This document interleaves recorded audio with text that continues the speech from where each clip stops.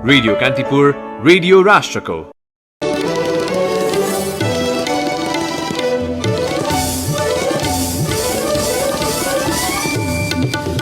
आश्विन शुक्ल पूर्णिमाका दिन मनाइने कोजाग्रत पूर्णिमा धन धान्यकी देवी महालक्ष्मीको पूजा आराधना गरी मनाइँदै बडा दशैं आजैदेखि सकिने। नेपालमा कोरोना भाइरस संक्रमणले भयावह रूप लिन थालेको विज्ञहरूको भनाई। पछिल्लो एक साताको तथ्याङ्क अनुसार पीसीआर परीक्षण मध्ये 23% संक्रमण। कोरोना संक्रमण पुनः बढ्न थालेपछि स्पेनमा लामो कर्फ्यू र यात्रा प्रतिबन्धको तयारी। र इन्डियन प्रिमियर लिग क्रिकेट आइपिएलमा कोलकाता विरुद्ध चेन्नई 6 विकेटले विजयी हारसँगै कोलकाताको प्लेअफ प्रवेशको सम्भावना थप कठिन। नमस्कार, कान्तिपुर डायरीका साथमा साथी रमेश र म अनिल। समाचार अब विस्तारमा। आश्विन शुल्क पूर्णिमाका दिन मनाइने कोजागत पूर्णिमा धन धान्यकी देवी महालक्ष्मीको पूजा आराधना गरी मनाइँदैछ। आश्विन शुल्क प्रतिपदाका दिनदेखि सुरु भएको दुर्गा पक्ष अर्थात् दशैं पर्व आज कोजाग्रत पूर्णिमाका दिन महालक्ष्मीको पूजा आराधना गरी राति जाग्राम बसेपछि समापन हुन्छ। केही समुदायमा आज पनि दशैंको टीका लगाउने चलन छ। टाढा रहेका इष्टमित्र, आफन्त तथा चेलीबेटी मान्यजनको हातबाट टीका थाप्न आजसम्म आइपुग्ने गर्छन्। आजको दिन साम्यम कालमा महालक्ष्मीको पूजा आराधना गरी राति जाग्राम बसेका मानिसका घरमा पृथ्वी भ्रमण गर्दै हिँडेकी महालक्ष्मी प्रवेश गरी धन ऐश्वर्य दी सम्पन्न बनाउँछिन् भन्ने धार्मिक विश्वास रहेको छ। माता दुर्गाका 3 रूप मध्येका एक रूप महालक्ष्मीको पूजा गरेर आज दुर्गा पक्षलाई बिदा गरिन्छ। नवरात्र विजयादशमीकै दिन सकिने भए पनि दुर्गा पक्ष भन्ने आश्विन शुल्क पूर्णिमाका दिनमा समाप्त हुन्छ। लक्ष्मी पूजाको 15 दिन अघि महालक्ष्मीको आराधना गरिने भएकाले यस पर्वको विशेष महत्व छ। यस पूर्णिमालाई कौमुदी पनि भनिन्छ। आश्विन शुल्क पूर्णिमादेखि कार्तिक स्नान गरेर महापातकबाट पनि मुक्त पाइने धार्मिक विश्वास छ। कार्तिक स्नान गर्नेले आजदेखि कार्तिक शुल्क पूर्णिमासम्म मास, मुगी, मुसुरो, चना, भटमास आदि अन्न खान नहुने शास्त्रीय मान्यता छ। कोजाग्रत पूर्णिमाका अवसरमा स्वयम्भू चैत्यमा महादेव दान समेत गर्ने गरिन्छ।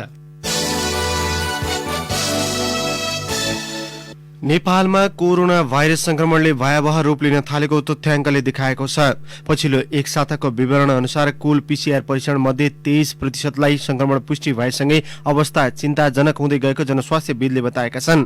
गत शनिबारदेखि हिजोसम्ममा पीसीआर परीक्षण गरिएका जम्मा 51,905 जना मध्ये 11,720 जनामा संक्रमण पुष्टि भएको हो। गत शनिबार 13,846 जनामा पीसीआर परीक्षण गरिएकोमा 2,225 जनामा संक्रमण पुष्टि भएको थियो।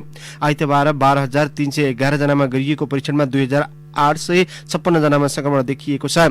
मंगलबार 2,725 जनामा पीसीआर परीक्षण गरिएकोमा 570 जनामा संक्रमण पुष्टि भएको थियो। यस्तै बुधबार 8,248 जनामा गरिएको परीक्षणमा 1,965 जनामा संक्रमण पुष्टि भएको हो। हिजो 9,769 जनामा गरिएको परीक्षणबाट 2,363 जनामा संक्रमण पुष्टि भएको हो। सो तथ्याङ्कका आधारमा सबैभन्दा धेरै संक्रमित पुष्टि भएसँगै काठमाडौँ उपत्यकामा जोखिमका केन्द्रमा रहेको जनस्वास्थ्यविद डाक्टर बाबुराम मरासिनीले बताउनुभयो। विश्व स्वास्थ्य संगठन WHO को मापदण्ड अनुसार 2 देखि 12% भित्रको संक्रमण दरलाई सामान्य मानिन्छ। तर नेपालमा 23% संक्रमण दरलाई खतराको घण्टीका रूपमा बुझ्नुपर्ने एपिडेमियोलोजी तथा रोग नियन्त्रण महाशाखाका महानिर्देशक डाक्टर वासुदेव पाण्डेले बताउनुभयो।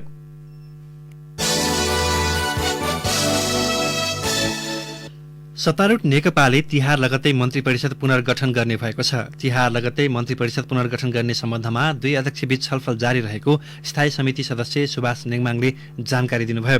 पछिल्लो समय सरकार र पार्टीबीचको दूरी, खास गरी 2 अध्यक्षबीच संवादहीनताको अवस्था आइरहेका बेला विवादित सबै विषयलाई एकमुष्ट सम्बोधन गर्ने गरी उच्चस्तरीय छलफल जारी रहेको उहाँको भनाइ छ। नेङमाङले भन्नुभयो, अघिल्लोचोटि गरिएका मन्त्री परिषद पुनर्गठन पनि 2 अध्यक्षले सहमतिकै आधारमा गर्नुभएको हो। महत्त्वपूर्ण 3 मन्त्रालय खाली राख्ने अवस्था थिएन। तिहार लगत्तै सबै मन्त्रालयमा राजनीतिक सन्तुलन समेत मिल्ने गरी सबै मन्त्रालयमा व्यापक हेरफेर हुने गरी 2 अध्यक्षले संवाद गरिरहनु भएको छ। पार्टीका कार्यकारी अध्यक्ष पुष्पकमल दाहाल होम आइसोलेसनमा बसेकाले प्रधानमन्त्री एवं अर्का अध्यक्ष केपी ओलीसँग भौतिक उपस्थितिमा वार्ता नभए पनि टेलिफोन संवाद जारी रहेको उहाँले बताउनुभयो। केन्द्रीय कार्य समिति बैठक अघि आफूहरूको माग सम्बोधन हुनुपर्ने अडान लिएका कंग्रेस वरिष्ठ नेता रामचन्द्र पौडेल पक्षीय नेताहरू आन्तरिक छलफलमा जुटेका छन्। पार्टी सभापति शेरबहादुर देउवाले आगामी 21 गते केन्द्रीय कार्य समिति बैठकको एजेन्डा तथा समसामयिक विषयमा छलफल गर्न 17 गते पदाधिकारी र पूर्व पदाधिकारीको बैठक आह्वान गरेसँगै थप रणनीति बनाउन इतर पक्षका नेताहरू आन्तरिक गृह कार्यमा जुटेका हुन्। पदाधिकारी बैठकमा इतर पक्षले सभापति देउवालाई नीति र कार्यविधि अन्तर्गत पार्टी चलाउन दबाव दिने रणनीति बनाएको छ।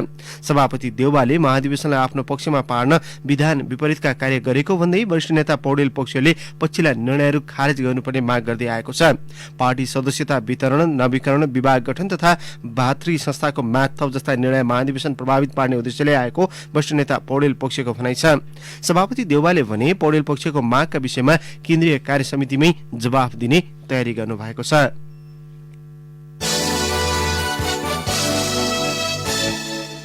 इजरायलमा कृषि विज्ञान अध्ययन गरेर नेपाल फर्किएका युवाले लमजुङको सुन्दर बजार नगरपालिका 3 चन्द्रेश्वर जल्केनी फाँटमा एकीकृत कृषि बस्ती बसालेका छन्। करिब 18 करोड लगानी गरी 500 रोपनीमा तरकारी, फलफूल, पशुपालन, माछा पालन गरिएको एकीकृत कृषि बस्ती अध्ययनको केन्द्र समेत बनेको छ। थप विवरण सहित लमजुङबाट सहकर्मी आस गुरुङ। ग्रिन हाउसको प्रयोग धेरैमा गर्नुभएको रहेछ। विषादी चाहिँ कम प्रयोग गरे पनि हुने त्यो खालको प्लानिङ रहेछ। अब एग्रो टुरिज्मलाई पनि फोकस गर्दै हुनुहुँदो रहेछ। हामीले सोचेको भन्दा धेरै व्यवस्थित किसिमले अगाडि बढाउनु भएको रहेछ। चितवनमा केरुङ्गा सामूहिक कृषि फार्म सञ्चालन गर्नुभएकी निशा अधिकारीले भने झै लमजुङको चन्द्रेश्वर जल्केनी फाँटको एकीकृत कृषि बस्ती धेरै किसानका लागि अध्ययनको केन्द्र बनेको छ। भरतपुर महानगरपालिका 24 का कान्छा मल्लले एकीकृत कृषि बस्तीको अध्ययनपछि ऊर्जा थपिएको बताउनुभयो। सिकेर हामीलाई ऊर्जा पनि आयो, हामीले पनि केही गरिरहेको कारणले यसलाई हामी पनि त्यसमा ढाल्ने भन्ने किसिमको लाग्यो। साँच्चीकै विदेशमा गएर बस्नुभन्दा कृषि गर्नु साह्रै उपयुक्त छ। अलिकता कृषिलाई परिमार्जन चाहिँ यो राज्यले गर्नुपर्छ। अलि ब्रोकरहरूले नै यो कृषिलाई खान्छ। यो ब्रोकरहरूलाई अलिकता कम बनाएर यो कृषिलाई साँच्चीकै नमुना बनायो भने नेपाललाई सहजै पाल्न सक्ने अवस्था र अझ बाहिर जान सक्ने अवस्था रहन्छ। इजरायलको आराभा भन्ने स्थानको नामबाट प्रेरित भएर आराभा नेपाल मोडर्न एग्रिकल्चर कम्पनी स्थापना गरी बसालिएको कृषि बस्ती अहिले निकै चर्चामा छ। राष्ट्रिय सभा अन्तर्गत राष्ट्रिय सरोकार तथा समन्वय समितिका सभापति दिलकुमारी रावलले कृषिजन्य वस्तुलाई सामूहिक र आधुनिक प्रणालीको आवश्यक रहेको बताउनुभयो। एक त हामी आफै स्वयं किसान सँगसँगै हामीले किसानहरूको सहकारी मार्फत चाहिँ उत्पादनमा जोडिन उत्पादित वस्तुलाई चाहिँ बजारसम्म चाहिँ लान सकिन्छ भनेर कृषि सहकारीलाई हामीले जोड दिएका छौँ। नयाँ टेक्नोलोजी चाहिँ सुरुवात गरेको चाहिँ सामूहिक खेती प्रणालीबाट गएको हामीले पाएका छौँ। यहाँ सिकेको सिकाइबाट हामीले आफ्नो क्षेत्रमा पनि त्यहाँ एप्लाई गर्ने हिसाबले सोचेका छौँ। लमजुङका 17 जना र अन्य 40 जिल्लाका युवा गरी 140 जनाले सन् 2016बाट एकीकृत कृषि बस्ती बसालेका हुन्। आराभाका अध्यक्ष कृष्ण बजगाईले उत्पादित कृषि वस्तु काठमाडौँ, पोखरा, चितवनसम्म बिक्री गरिएको बताउनुभयो। लमजुङ र पोखरा अनि काठमाडौँमा चाहिँ हाम्रो अन्डाहरू गइरहेको छ भने विशेष गरी हाम्रो एएनएमसी मिल्क भनेर जुन हाम्रो डेरी छ, डेरी प्रोडक्ट भनेको लमजुङमै मात्र सीमित छ। तरकारी चाहिँ काठमाडौँ, पोखरा, त्यसपछि लमजुङकै बजारहरूमा अहिले चाहिँ लमजुङकै बजारलाई पनि पुर्याउन सकिराखेको अवस्था छैन। सहज हुँदाखेरि लमजुङ बाहिरको तरकारीहरू आउने र किसिमको चाहिँ हामीले काठमाडौँसम्म ल्याउनु पर्ने बाध्यता हुन्थ्यो भने अहिलेको परिवेशमा चाहिँ लमजुङलाई नै केन्द्रित गरेर बजार व्यवस्थापन गरिराखेका छौँ। आराभाले सञ्चालन गरेको एकीकृत कृषि बस्तीमा नेपाली सेनाले कृषि सम्बन्धी व्यावसायिक तालिम समेत लिँदै आएको छ। नेपाली युवाले विदेशमा सिकेको सिप स्वदेशमा सदुपयोग गर्न पाएका मात्रै छैनन्। ठूला कृषि उद्योगले कृषि क्षेत्रमा टेवा पुगेको छ भने कृषि बस्ती अध्ययन र अनुसन्धानको केन्द्र समेत बनेको छ। रेडियो कान्तिपुरका लागि आस गुरुङ, लमजुङ। लमजुङबाट सहकर्मी आस गुरुङको रिपोर्टपछि कान्तिपुर डायरीमा अब ब्रेकको पालो। कान्तिपुर डायरीमा अब अन्तर्राष्ट्रिय प्रसङ्ग दोस्रो लहरको कोरोना संक्रमण बढेसँगै युरोपेली मुलुक स्पेनले लामो कर्फ्यू तथा कुनै पनि किसिमको यात्रामा प्रतिबन्ध लगाउने तयारी गरेको छ। सुरुमा 2 सातासम्म कर्फ्यू लगाइने र त्यसलाई लम्ब्याउँदै 5 महिनासम्म पुर्याउन सकिने गरी सरकारले संसदमा गृह कार्य गरिरहेको बीबीसीले जनाएको छ। यसअघि गरिएको प्रतिबन्धका कारण ओह्रालो लागेको स्पेनको अर्थतन्त्र आगामी दिनमा थप घट्ने अनुमान गरिएको छ।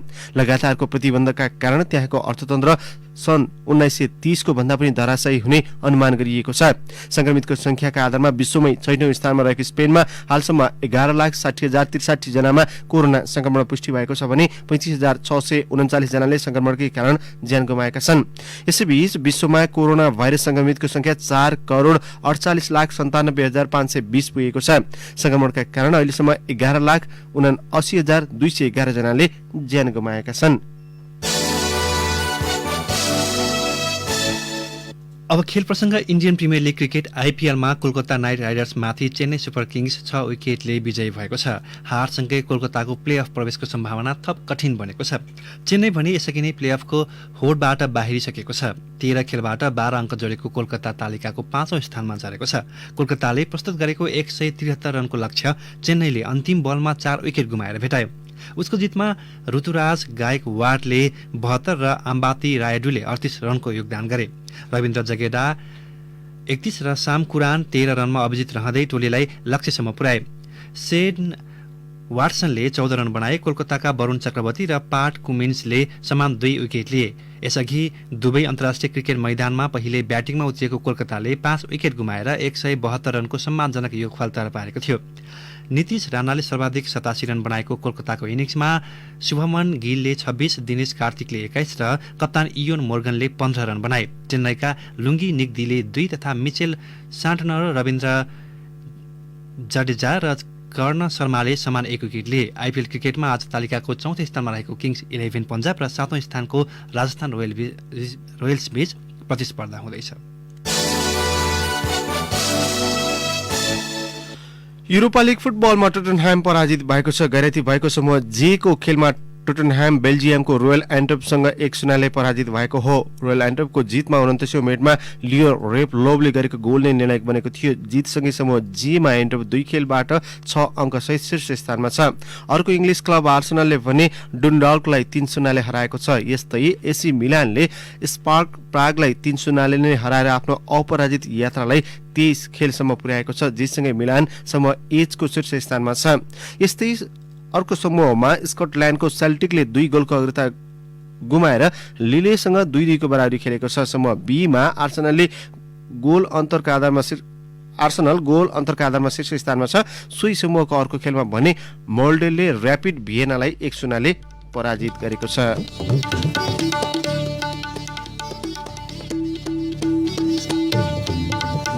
जाँदै मुख्य प्रसंगहरू पुनः एकपटक। आश्विन शुक्ल पूर्णिमाका दिन मनाइने कोजाग्रत पूर्णिमा धन धान्यकी देवी महालक्ष्मीको पूजा आराधना गरी आज मनाइँदै बडा दशैं आजैदेखि सकिने। नेपालमा कोरोना भाइरस संक्रमणले भयावह रूप लिन थालेको विज्ञहरूको भनाई। पछिल्लो 1 साताको तथ्याङ्क अनुसार पीसीआर परीक्षण मध्ये 23% संक्रमण। कोरोना संक्रमण पुनः बढ्न थालेपछि स्पेनमा लामो कर्फ्यूसँगै यात्रा प्रतिबन्धको तयारी। अर्थतन्त्र सन् 1930 भन्दा पनि अघिकै अवस्थामा पुग्ने विश्लेषण। र इन्डियन प्रिमियर लिग क्रिकेट आइपिएलमा कोलकाता विरुद्ध चेन्नई 6 विकेटले विजयी। हारसँगै कोलकाताको प्लेअफ प्रवेशको सम्भावना थप कठिन। औस्तनी प्रसङ्गसहित कान्तिपुर डायरीको यो बुलेटिन अहिलेलाई यही सकिन्छ। हाम्रो अर्को बुलेटिन बिहान 10 बजे स्पोर्ट्स डायरी हुनेछ। तबसम्मका लागि कान्तिपुर डायरीबाट साथी रमेश र म अनिल बिदा माग्छौँ। नमस्कार।